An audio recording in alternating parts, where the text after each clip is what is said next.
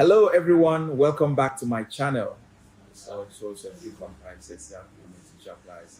If you're a Nigerian freelancer offering your services on Fiverr and you've been getting stuck with ID verification issues, this video is 100% for you. I recently received a ton of DMs from people saying, my account was verified with a foreign number, but Fiverr keeps dragging me back to Nigeria. Sounds familiar? Yeah, I've been there too. Let's break it down.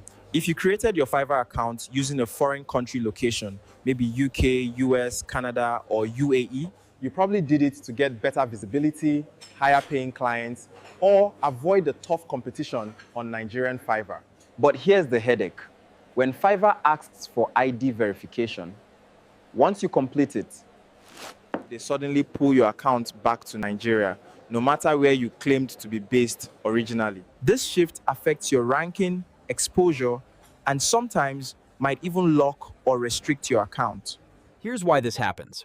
Fiverr uses your IP address, phone number, ID details, and geolocation to detect your real country. So even if you used a VPN or foreign number, once you use Nigerian internet or upload a local ID, Fiverr flags it. It's frustrating, Pratin, especially when you've built your profile carefully over time.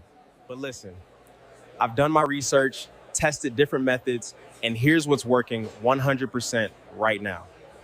After your Fiverr ID verification, wait 24 to 48 hours.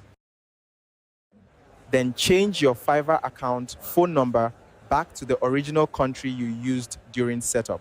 This helps stabilize your account and stops Fiverr from shifting you back to Nigeria automatically. Just remember, verify, wait, then switch your number back. Simple, and it works. But a quick warning, don't use fake IDs or buy sketchy foreign numbers. Fiverr is strict. If there's a mismatch, Fiverr can permanently restrict your account.